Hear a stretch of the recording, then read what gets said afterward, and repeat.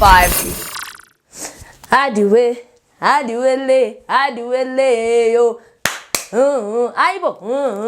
Hey batong.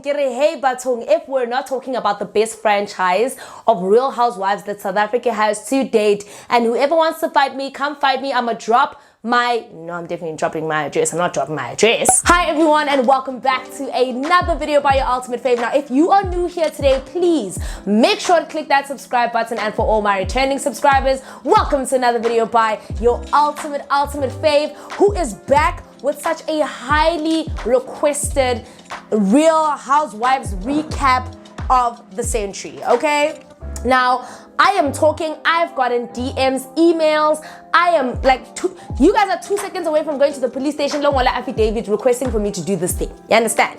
So I'm back now. I decided to do it. I had to watch the reunion again and again to be able to give you guys this very much anticipated recap. So if any of you guys are new here today, make sure to go check out my previous TV recaps of the Real Housewives of Durban. I think I did about 2 of them. Obviously from the beginning of the season as well as towards the end of the season, and now I am finally doing the last kind of roundup of the reunion and what I thought of the show in its totality. You understand? Now guys, I just have to say, out of every single Real Housewives franchise that we have this side, and I know that we only have a series of 2, I definitely think Real Housewives of Durban can definitely represent us guys internationally. It gave us the drama, the tea, the luxury. You guys are more than welcome to like come at me in the comments, but I really think they gave us luxury, they gave us content, they gave us drama, they gave us all the tea, and I was really kind of happy to have the additions that we had this season. Okay, so I'm gonna take a sip because I'm gonna start talking a lot, and I'm gonna try get through these 2 episodes without obviously rambling too much, right? So my beer of choice today is definitely iced trope. I don't know why guys, I was just craving a nice bev. I wasn't craving the bevs that I'm used to, so I was like, okay, I think I've got a little bit of coins in my bank account, let me buy myself an iced trope.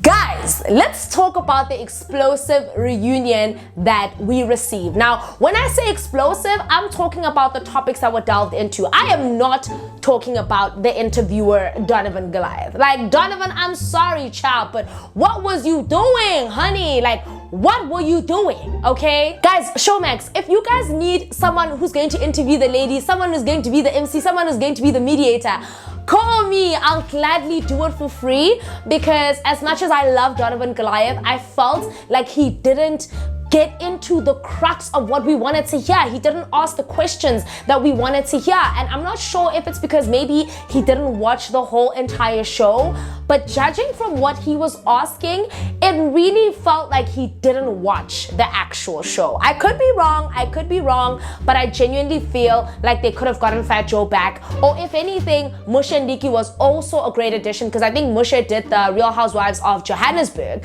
So I was just like, Donovan, what are you doing? What are you doing? And not Donovan bored, guys. Me, I don't want to lie. Not Donovan bored me. Donovan didn't get into the actual crux of what I wanted to see, right? But that's neither here nor there, because I'm about to give my full honest review of the reunion and what the ladies kind of brought to the table. Now, first things first, let's talk about what they were wearing. Now, I genuinely liked what everybody was wearing. I think the only people where it was a bit of a miss was definitely Mabusi in my case. Annie's outfit was the color, and I think the idea was nice, but I just don't know if the actual composition that thing, like, you know, when in theory the outfit looked great, but it didn't give what it needed to give. But my best outfits, without a shadow of doubt, definitely had to be Londi London and Jojo. I also liked how Nunku looked. I think it sat really well on her. I also liked Makumalo, but generally everyone's outfit was great. It presented luxury. I loved it. But let's move into episode 1, so reunion part 1. Now in reunion part 1, they addressed the thing that I definitely wanted to hear, and that was LaConco and Tobile. Okay? Damn, I just have to say, LaConco, Abam Tezakari Spice. They came for LaConco. I think this reunion, LaConco was very much humbled, which was rightfully deserved. But do I think they took it a smidge too far? Of course. With Petal? Of course. But I'll get into that. But let's start with Thobile and LaConco, right? Now, Thobile is Makhumalo, who is married to Seleku. She has her own show, which is called, No, there's another show. But it's something about Mselegu and his polygamous marriage. And Makhumalo is one of the wives, if not like the third one, you know? Because I know it's Makhele Mayeni, Makhumalo, and the other two ladies. Now, I just have to say, in this reunion, I appreciate how poised Makhumalo was when it was time to really address LaConco about how she's been treating her. Now, in this season, guys, you saw how LaConco took it very personally, that Thobile didn't so much as acknowledge her, or Thobile was acting a certain way. Now, it's a bit hazy to me where it actually started, but judging from what LaConco was saying, was that she felt as though Makhumalo, which is Thobile, when they met outside of the cameras, now this is due to her previous marriage with the former president of South Africa. When they met in those instances, I think LaConco was saying that Mathobile, I don't know if she didn't acknowledge her, or maybe she did, and then in the season, she didn't acknowledge her. But essentially, there was a bit of a discrepancy as to how Thobile was acting towards LaConco. But just to be sure, I think she was talking about off camera. She was saying that, yes, off camera, you were cold towards me, this, that, and the third, but here on the show, so what is the truth? Judging from what I think LaConco was saying, and like any other person, if I'm a human being, I'm going to take like unkindly to the fact that you were cold to me, you're kind to me, or you were kind to me, now you're cold to me, I don't know, this, that, and the third. But it was addressed as far as I remember. And then LaConco just took it a smidge too far. And when I say a smidge too far, as in it became your whole storyline for the season. Besides the fact that you had this imaginary boyfriend, it was also like this big deal about the fact that she felt like Thobile didn't acknowledge her and they couldn't have been friends and this, that, and the third. And Thobile made it explicitly clear that I am sorry if those are the vibes I gave you, but that was never the intention. I remember because they had to sit down about it at lunch. But because like LaConco was being lassie, she took it too far. In the reunion, Makhumalo, I appreciate how Makhumalo stood her ground. I appreciate how Makhumalo came for her. I don't know if you guys saw that, but Makhumalo was just like, you know what? It amazes me that you as a person said all these mean things about me during your diary sessions, during the show, and then you have some sort of nerve to come and hug me and call me Swiri. Of which I agree, LaConco. Why, if you don't like this person, are you being nice to them when you see them face to face, but then behind the scenes you're saying all these bad things about them? I would have respected LaConco more if she were to tell Thobile, like, you know what, I haven't gotten over it. But the fact that LaConco was continuously talking bad about Thobile, continuously saying these things, whether or not it was about Nambiti, whether it was about Thobile's dinner, saying Oguti, yeah, me, I was expecting Oprah Winfrey, can't do Thobile. I'm like, Hebatom, which event did you do that you blew us away, this, that, and the third? Because LaConco is the last one to speak in this instance. She never hosted anything for the ladies. The only thing she hosted was when she was facilitating the ceremony of Intombi, which is basically, I think it's Umemulu. I think she was facilitating Umemulu, if I'm not mistaken. And that's when the ladies become women, but they still maintaining their virginity, if I'm not mistaken. I really hope I'm not saying the wrong thing. Comment down below if that's not what she was doing, but I think that is exactly what she was doing. She invited the ladies. But other than that, LaConco hasn't done anything to facilitate anyone, show us her luxury aspect. Now Thobile invites you guys to, I think it's the Beverly Hills, has you guys come with your partners to this dinner, and then just because you waited so long and you're expecting a private jet, you are dissatisfied? I'm dissatisfied. No,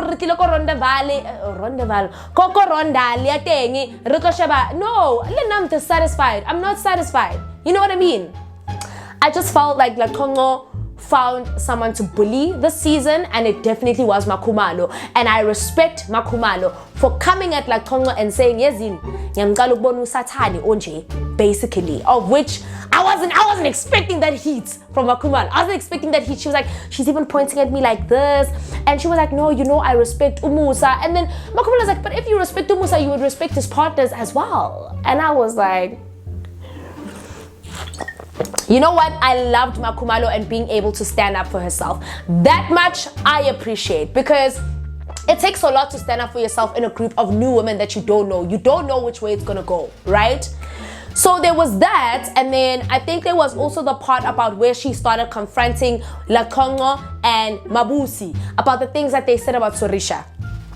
That's when I was like, Makhumalo is my favorite. She needs to come back. She is definitely exhibiting housewife material. She's not going to be bullied. She's not going to be like, you know, she's not going to be cornered into a point where she has to lie to maintain some sort of alliance with anyone. She was telling the truth, and that was that. And now when Makhumalo decided to tell the truth about what was said, because that's when obviously the whole Nambiti thing came out. I think it came out in episode 1, where obviously Londi came through and invited the ladies to Nambiti, and as much as that event was supposed to be really, really fun, it then turned out to be very chaotic. They were speaking like LaConco and Mabusi and Nunku had some things to say about Surisha and how she handled the thing with the plane, of which I'm still very much in the middle about that. I still feel like Surisha, if you wanted to give everybody the opportunity, then you should have just asked everyone. But I also understand that Surisha doesn't have to ask them if she doesn't want to. It's her money. It's her husband's money. It's her husband's plane. I think, is it his or did he hire it for her? Either or. Nonetheless, it was her plane to choose who she wanted to take. And at the end of the day, whether or not we're all a group of friends, we still have our own close friends in the squad. And it was obvious throughout the season that Surisha was close to Annie. Jojo and Surisha were developing a relationship, and Tobile got the invite as per the dinner that had happened. And I respect Surisha for that, because she obviously tried to create that relationship with Tobile when I feel like the other women kind of sidelined her. I really do. Even though they invited her to events, they didn't really engage with her. And she mentioned that in one of her diary sessions. She's like, I'm not going to speak when I'm not spoken to. I'm not going to say anything if I have nothing of value to say. So if Surisha tries to build that relationship, why is she being crucified for that? Why? And Surisha is a good person, guys. Surisha is a good person. Her husband gets along with Makhumalo's husband. What was the real issue at hand? This is where Nunku came in and shots were fired. Now, Tobile, it's her time to tell the truth about what Tobile and what LaConco and Mabusi actually said. Now, if there was ever a point where I could give LaConco the benefit of the doubt, it went out the window completely when she said that, oh no, the lodge, the rooms are far apart, you can't hear anything, basically trying to paint Tobile again as a liar. Of which throughout the season, LaConco, your word hasn't been very reliable. Okay? Your word hasn't been very reliable. So for you to come at Tobile like that and say, oh no, but the rooms are far apart, and try to explain that, I was like, you know what? I get why Tobile agbizu satan. You understand? Because you could have kept quiet and not said anything. How about was that? Did you say? Did you not say it? You can even say I can't recall if need be. But no, you still insisted on making Makhumalo a liar on stage. And had it not been for Nunku, it was at this point where I respected Nunku. Had it not been for Nunku, Mabusi and LaConco would have still insisted on lying, because they were like, oh, what did you hear? Can you qualify it? And she was like, no, the rooms are far apart, so how could that have been possible? And then Tobile was like, okay, you guys spoke about a Dior perfume, which then ended up being stolen. I'm like, well. Who could have stolen Makhumalo's Dior perfume? Who stole Makhumalo's Dior perfume? Because if Makhumalo's saying the one that went missing, after Nunku verified the fact that Nunku did, 1, say that this is Tobile's room, Nunku did 2, mention that this was a Dior perfume, right? And when Nunku's like, no, that is exactly what I said. That's exactly what I said. Tobile isn't lying about anything that was said. It was the truth. They started doubling down. Okay, I remember someone telling me that that's not the correct term of doubling down. That's not the correct use of what doubling down actually means. But because I have no idea now what it means, I'm just going to go with that. They started doubling down and they were like, oh no. Mabusi was the one who went first. And I appreciate her ability to be honest, but she still also tried to lie. Mabusi goes, yeah, no, I'm sorry, Surisha, you didn't deserve any of that. They started saying that Surisha is jealous of Annie. No. Surisha is afraid of Annie. which I don't completely disagree, but I don't agree, but I don't completely disagree, and that Surisha is jealous of Jojo. And I'm like, wait, what? Y'all know Surisha is like bloody rich, right? Y'all know Surisha ready. Why would she be jealous of Jojo? But then I decided to do my own digging, and it turns out from a couple of articles that I read, Jojo's husband used to be a former wrestler. His nickname was called the Butcher, right? He was a former wrestler, and it was a big story, and he has 2 choppers. Yes, this, and his net worth, according to sources, were close to about R1 billion. He's in the 900 million rands. He's got a lot of business ventures, a lot of business interests, and hence why I could assume that may have been where it came from, but I also could be wrong, because Surisha's rich. Surisha, if she's not the richest, she's definitely, her and Jojo are on the same level. But I still think Surisha is richer than Jojo. I still think Surisha is the Queen Mandam of the squad, okay? If I had to do it in terms of hierarchy, I think Surisha is the richest, then Jojo, then Annie, then Makumalo, then Londi, then Nunku, Mabusi, LaConco. Sorry, that's just how I'm going about it. I think Nonku's got money because she's got her own businesses. I think she is probably the richest single woman there. Granted, I think that's true because Nonku has obviously earned her stripes. LaConco is very recent. We all saw how things played out, judging by the fact that nobody knows where she stays, nobody knows anything about her boyfriend, nobody knows anything about when she gets her cars. So it's very questionable. But Mabusi has also maintained the whole single reputation and working for herself. So I would assume Mabusi also does have money. And judging by how we've seen Mabusi dress, she wears luxury items. So it is safe to assume that Mabusi has money, right? Cool. So when the ladies made that assumption, that was a bit hurtful to listen to, judging that Surisha's never done anything to them. But the only one I am indifferent about is the Surisha fears Annie. I don't think she fears Annie. I don't think that's true. But I do think Annie is a strong character in the friendship, thus having them think that Annie has a lot of influence over the decisions that Surisha makes, which I also don't think is true.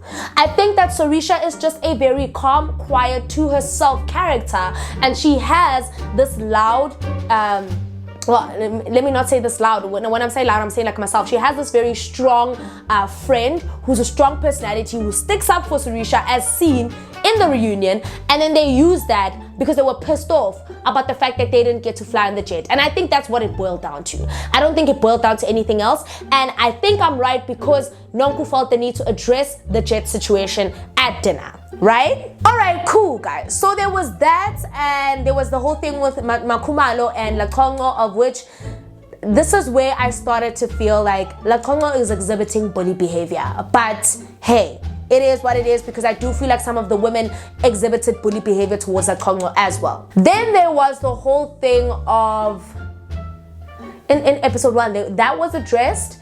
There was the whole thing of Nambiti being addressed, of the private jet, of the perfumes.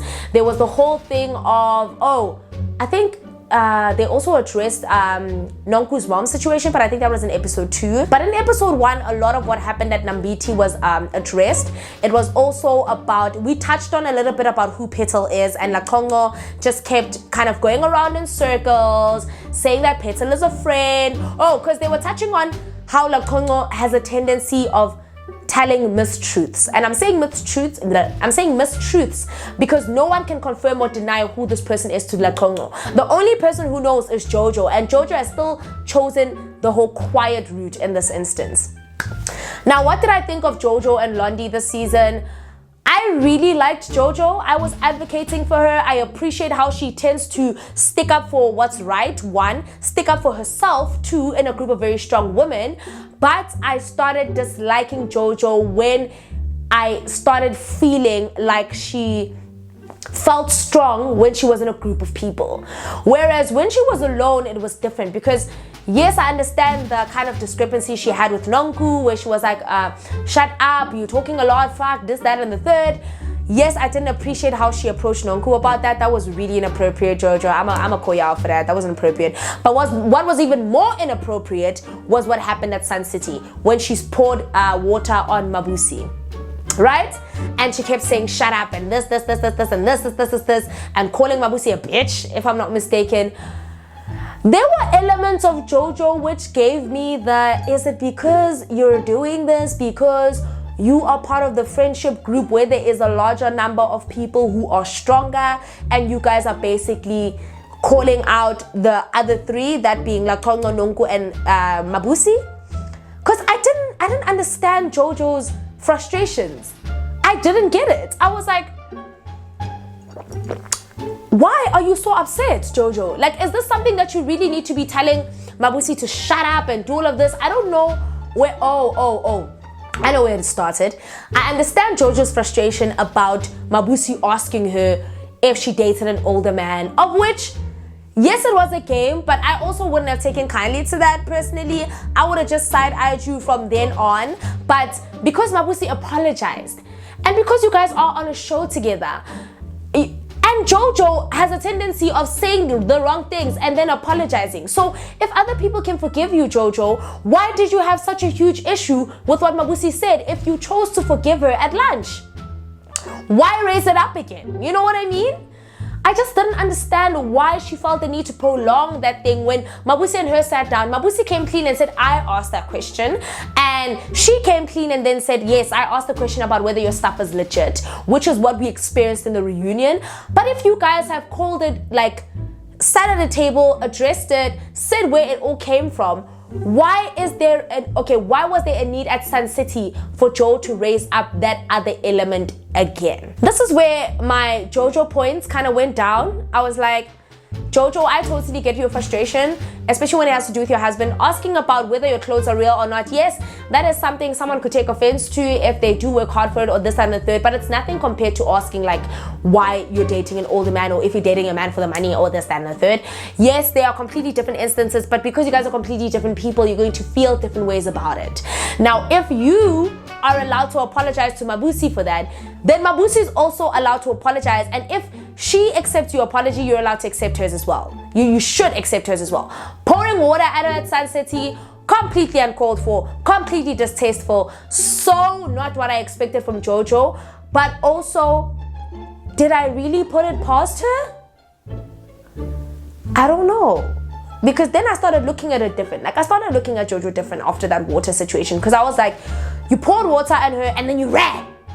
You poured water on her and then you ran. If you really wanted to come at Mabusi, you wouldn't have poured water and then walked off. You would have poured water, stood there and say, Shayala, clever. Shayala, clever. And like a Shayala. How are you going to pour water, run off at someone and then call them a bitch and then say this and then start crying and then be upset that your friends are not sticking up for you? It wasn't right. What you did was not okay, Jojo.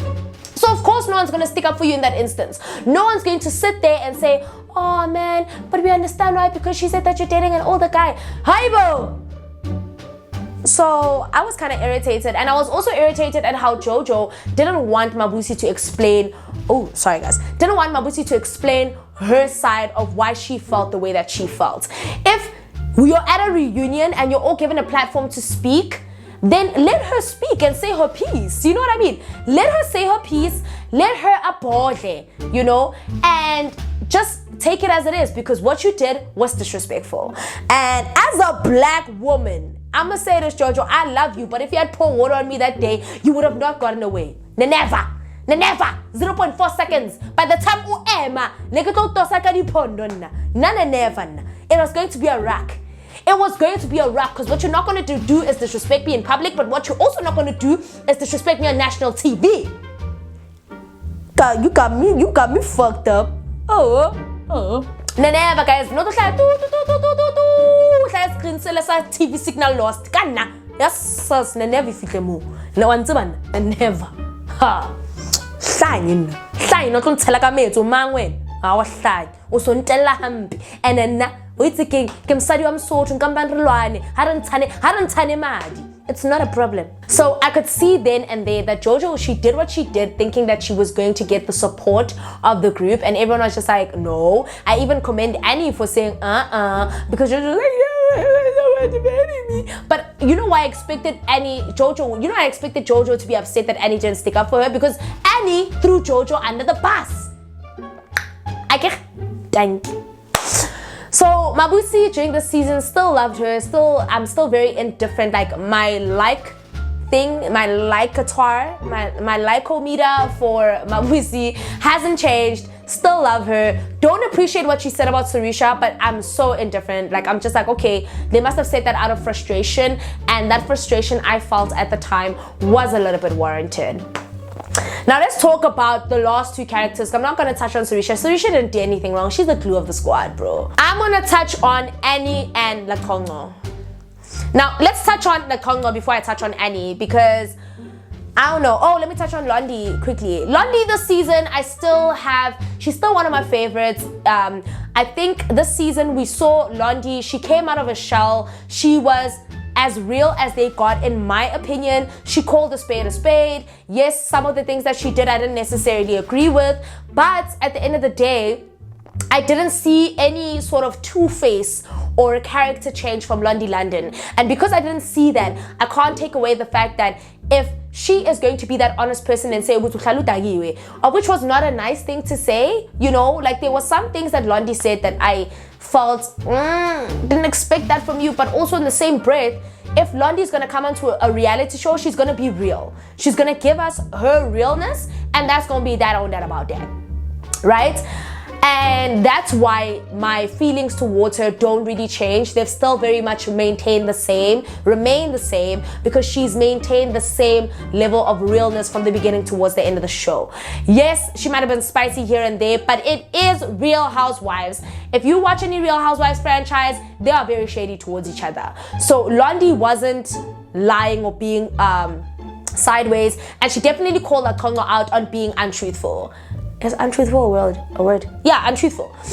And when I saw LaConco trying to defend herself, I appreciate how Londi didn't, like, you know, teka. She was like, dude, you didn't act like a real friend to me. As a friend, I need to know where you stay. I would like to know who you're dating and that it's real. I can't be finding out from the group that the man you made up said he has a yacht, doesn't have a yacht. And I've never seen Londi engaging in that. I saw her sitting at a table where they were talking about how real Peter was towards Sun City and towards the end of the episodes. But from the beginning of the episodes, you could see how Londi was trying to develop a relationship with LaConco. So why did LaConco lie to Londi? You know, if LaConco wanted to maintain an element of friendship, she could have at least told Londi the truth and said, he's not my real man, but we're getting there. Because Londi's like, I'm seeing you post in-laws, I'm seeing you do this, I'm finding out from other people that you guys are not actually together. What is that? So I am still kind of on Londi's side about this. I still kind of am team Londi London, because Londi hasn't exhibited any snake traits. She hasn't exhibited snake pack, nothing. She's been who she's been from the beginning. Now we're going to talk about Annie and LaConco. Now, it's pretty obvious that Annie has been a bully throughout the season. I'm so sorry. I'm so sorry. I was definitely, without a shadow of doubt, super wrong about Annie, and I'm going to tell you why. When we started, I appreciate Londi London and Annie apologizing to Nunku's mom about them saying, hearing the wrong thing, of which, same. I'm also at a point where I feel so bad now, because that's not what Nunku's mom meant. And now that we see it replay, I also felt terrible. I also wanted to put a gift there by the reunion and say, no, me too, ma, I'm also so sorry. But I appreciate how they took accountability for their actions and how they apologized to Nunku's mom, because Nunku's mom deserved that. And if you guys watched my previous recap, my heart started going out to Nunku's mom, especially when we found out about her relationship with Nunku's dad. You know, I started feeling like, man, I think we were too hard on her. And I'm still at that point, because I still feel like we were harsh. Well, when I say we, I probably mean me and Londi and Annie, because I probably would have received it the same way. Like, I did receive it the same way. I saw it on TV being played out exactly that way.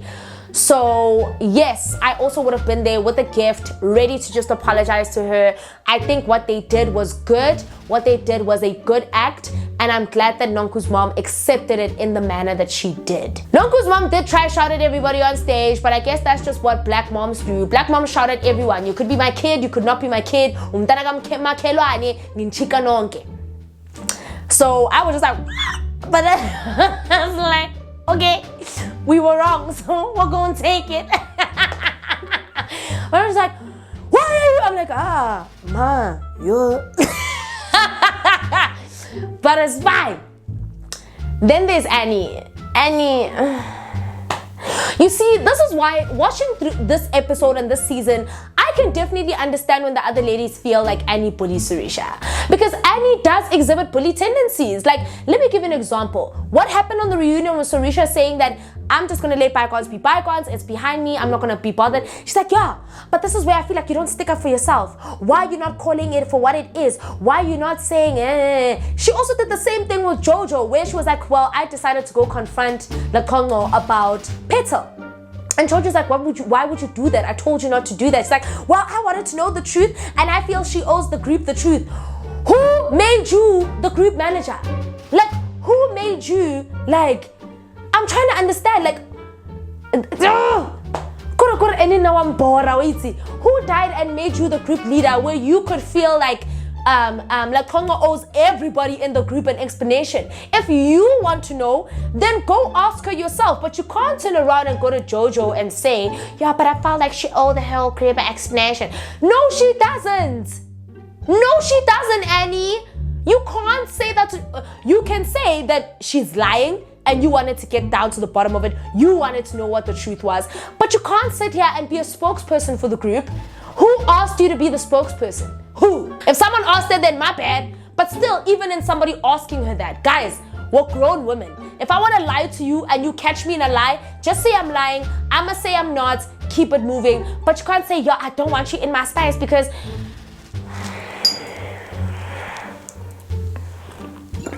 this is where I was just like,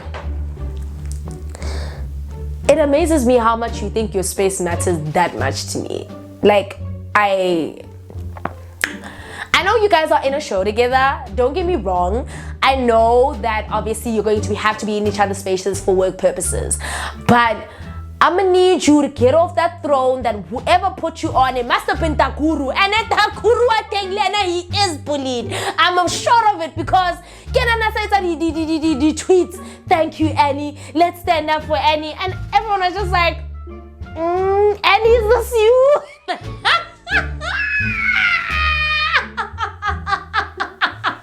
Guys, don't tell something. I'm sorry, ne? I gotta be there. I don't think I've seen any Zulu man be coaxed into tweeting the way Takuru was tweeting. It felt like she had his account and she was going off. I was like, what the fuck? I don't think I ain't seen Ibuto, any Zulu man that I know would go on Twitter and try to fight like storms he has nothing to do with. I mean, Makumalo's there, Mseleku's there, he didn't fight. You didn't see Jojo's husband go off. You don't see Vivian Reddy go off. But no, Takuru Abatukena, more thank you, Annie.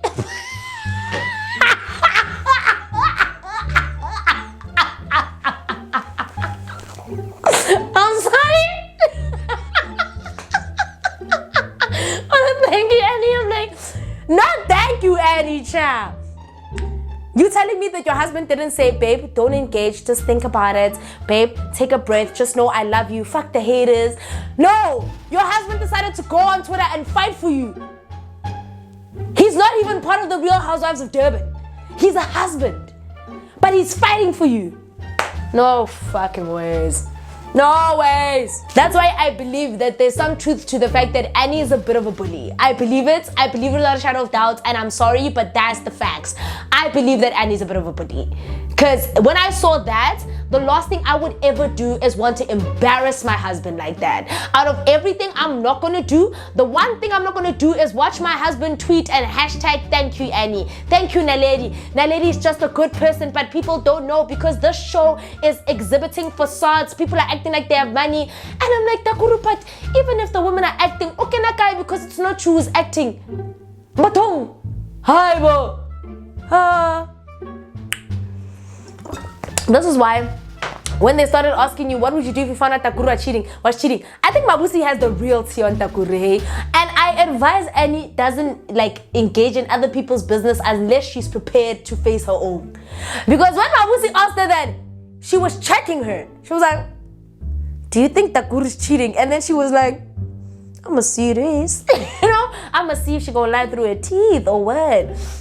But I just felt like this season, Annie exhibited extreme mean girl behavior. Annie exhibited a lot of selfish behavior where she wasn't thinking about the outcomes of how what she was told would affect everybody around her. It felt so self-centered and it felt very self-driven, where now that she had the group of people where we could all admit, like, I'm all for one person sticking up for themselves, and I said this at the beginning, that I like Annie because she can stick up for herself and she won't be bullied. But what I won't tolerate and what I won't accept is watching you use your strong character as an opportunity to bulldoze other people. That's not attractive. And I think she needed to take a step back and reflect. And I think this season, people actually saw through Annie's bad behavior. So I'm hoping this is a lesson learned for her and she moves past this and she doesn't come at people sideways, especially about Petal. And especially on the reunion where she was like, yeah, no, I don't want you in my space. And LaConco was like, dude, what makes you think you can keep me out of your space? And she's like, yeah, well, not on the show, but personally. And I hear that part, but also in the same breath, maybe it's not what she's saying, it's how she's saying it. There's a very condescending tone to how Annie speaks about people and to people. And I don't know if it's because there's this new sudden found financial comfortability ever since Takuru was elected as the mayor. But what I'm gonna say to you is that Annie, a little humility goes a long way. And trust me, I'm not saying by humility dump down on your light, because no one's gonna take that away from you.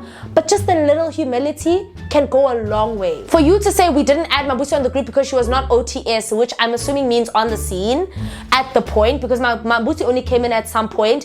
When she was there, Annie, and when people kept asking you, why didn't you just do it? You created the group. Like, I just feel like it was so hard for you to hide your mean girl energy that at some point you then doubled down at the reunion. It's like, I needed therapy. Of course you needed therapy. You needed therapy because everybody could see that you were bullying everybody and nobody was gonna stand for it. You know what? You're lucky that you didn't have some real ass women up in there telling you about teka. Even now, if they ask you about Takuru, now nektotuka. Na nektotuka kiri is cheating. Our Ruth or waiting. Say less. Kito bonds. I would have said, you know what, Annie, I think you must keep quiet because your man is cheating. Now, you know what I was going to do? Because Annie seems like the type that has really bad esteem issues, where she only feels good when she's bringing other people down. I was lying, Shem. I was pissed. I was lying, I was pissed, and I knew the only way to get through to you when I saw you ring about whether your husband is cheating. And that's on that about that. Because I just don't like bullies, guys. I don't like bullies. But anyway, that was addressed. Sun City was addressed. And I think Nunku also in particular, I understand Nunku started off a bit shaky at the beginning of the season, but Nunku's maintained an element of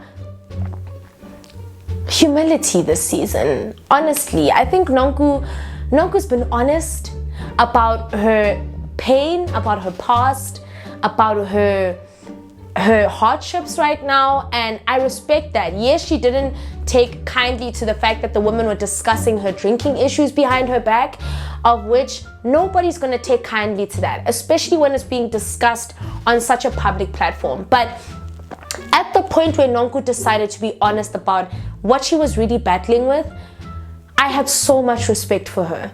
I had so much respect for her because, guys, we go through a lot. As black women, we go through so much and we don't talk about it because we're always forced to be strong. And Nunku's been in situations where the media hasn't been kind to her. You know, her past marriage, about her being in an abusive marriage, wasn't kind to her. Her falling into alcoholic habits wasn't kind to her. And let's not speak about her daughter's dad passing on and her having to also deal with that. Whether or not she was in the wrong, those were still her trials and tribulations that she had to carry by herself. So I appreciate her humility in accepting what was being said and being honest and opening up. That for me was just like that's a breakthrough, Nunku. And no one should ever have to take that away from her. Like, I'm even just getting teary thinking about it. Like, I am so proud of Nunku for being able to be honest about what she's going through, because that's one thing I think we wanted to see from LaConco and we didn't, maybe for security reasons, but we would have loved to know how being in a public marriage affected her, or why she left, or what happened. She did touch on it at the beginning about feeling like she has to be a single mom, of which she made the comment where she said she's proud of Mabusi because Mabusi doesn't have the financial saving of a man. And everybody got touched by that. And I was like, why? It's the truth. Out of everything that Congo lied about, that's the one thing she didn't lie about. It's the truth. Everybody who's sitting on the table, yes, granted. Everybody who's sitting on that platform, yes, granted. You guys are saying that, yes, you have your own money, you have your own businesses. No one's disputing that, but you still have the financial comfortability of your husbands. Like, guys, let's go to and then after any I'm a multi-millionaire, anesthetic.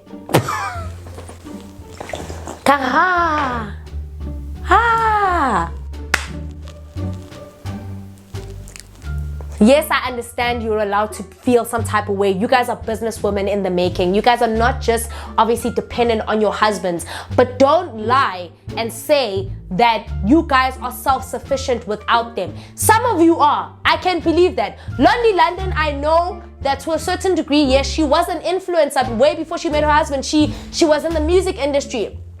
Yes, I also felt like she got too touched about that comment because it is the truth. Like, we haven't heard any music from Londi. I know she started her own sunglass business. I know that she obviously gets money to influence on her social media pages. But also, the comfortable life of Lamborghini Uruses and things like that, that's because of your husband. Annie, because of your husband. Even Makumalo didn't say anything because she knew. She knew she'd be capping. And I appreciate that Jojo also didn't say anything because she knew she'd be capping. Surisha was like, okay, Surisha obviously has been a billionaire for a long time. Yes, she's got her anesthetic clinic, this, that, and the third. But also, it's kind of like, guys, why are you so touched? It's your man's money, it's fine, take it in your stride. By LaConco saying she's proud and she respects Mabusi, why do you guys feel belittled by that statement? It goes to show that if the shoe fits, we're gonna encourage you guys to wear it, because you guys were not supposed to in any way feel touched by the fact that she said Mabusi's saving up. Of course Mabusi's gonna save up. Mabusi doesn't have the comfortability or the financial comfort of a husband. I mean, bruh. Hi, let's always something out of nothing, especially Londili Annie. I was just like, Kopa send the bank statement if the multi-millionaire because Omaga, especially Annie. Londi, we've known her way before she met her husband Klubi. Annie, you were a dancer at the club before you met Takurine. You're a multi-millionaire. Show me. I just want to say something. I just want to say it.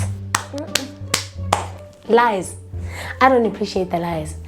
But essentially, guys, that's essentially what happened on the show. Did I really like it? Of course I did. I thought it was a great reunion. I think, yes, obviously Donovan could have probed a little bit more, but he did the best that he could. I appreciate how they handled the situation with Nunku's mom. I appreciate how they handled the show in itself. Yes, who would I like to see in the next season? I am comfortable with all the women coming back in the next season. I do, however, wish there were a lot more strong characters, especially characters who could level up to the strong ones. Londi, Annie, you know, I feel like everybody else is very timid. Everybody else believes in that harmonious aspect of it all, and there are people who become targets like Nunku, LaConco. I feel like LaConco was a bit of a target this reunion. I get it. Yes, they had to ask her what the truth about Petal is. Do I think LaConco lied about Petal? Yes. Do I think Petal doesn't exist? I think the actual term Petal exists, but in terms of his wealth, I don't think that was true. And as any other person, I would have also wanted to call it out, but not to humiliate her or shame her. Because if she didn't want to talk about it, then she didn't want to talk about it. But the whole probing and digging and wanting to find out, yes, granted, if someone does find out and it falls onto their lap like Jojo, but Jojo didn't want to make a story out of it, but Annie did, you know? So I didn't like that. I felt like that was very, let's put her in the center and shame her, and I don't like that. Yes, you guys are allowed to ask her if maybe did she make it up. If she says she didn't, then leave it at that. But say, I don't want you in my space because you're a liar, you lie to everybody, da da da da. Bruh. Are you Oprah? Did you come in a jet? No.